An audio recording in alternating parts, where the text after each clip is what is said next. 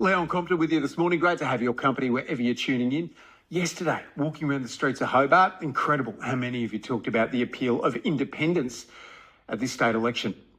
What that looks like after Saturday night. Could it be a possible increase in crossbench independence? Could it be a change of the independence we do have? Polling seems to suggest that sitting independent for Brad and Craig Garland is amongst those with a strong chance of re-election. Let's talk to him this morning. Craig Garland, good morning to you. Good morning, Leon. When you knock on people's doors and ask for their vote, what is the issue that comes out most commonly to you in Braddon? Well, there's three actually: health, housing, and cost of living. Are the three main things that keep propping up. Then you've got the environment as well. So that's it. Cost of living is the big one. People are struggling now with power bill price increases and what have you, and being on the energy committee like I have for the last year, I'm very, very concerned about Marinus and what it means for power prices, not only for mum and dad householders, but also our four main industrials. If they have an increase, that would be detrimental.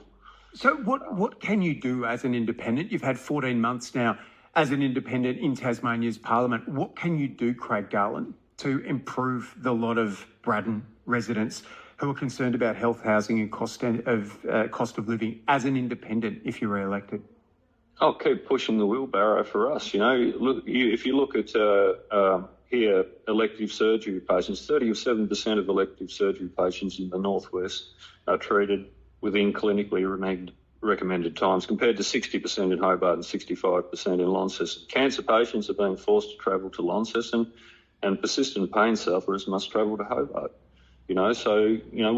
We're sort of being treated like the poor cousins with health, domestic violence. I keep talking about Warrawee House, 4 beds to deal with the domestic violence with women and children. They turned away 150 women last year and 147 children, and they have 4 beds, and we have the highest incidence rate.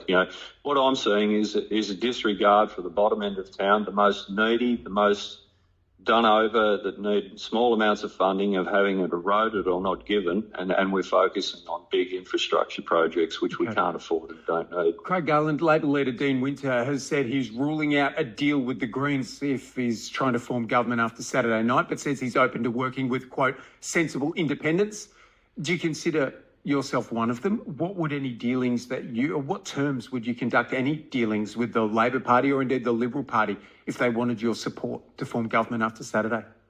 Well, Dean has acknowledged to me that he's more than prepared to work with me. I played a pretty straight bat last year in my induction into Parliament. I've had some good outcomes, and so it will all come down to who gets in and where the numbers lie on the weekend. But one thing the major parties have to acknowledge is that it's about compromise.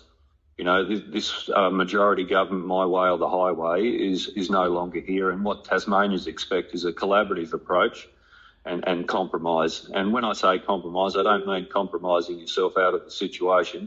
I mean real compromise to get some outcomes that benefit everybody. Craig Garland, we've got to go. We appreciate you talking with us this morning. No, thanks, Leon. Thanks for the time. Craig Garland, independent member for Braddon Mornings around Tasmania.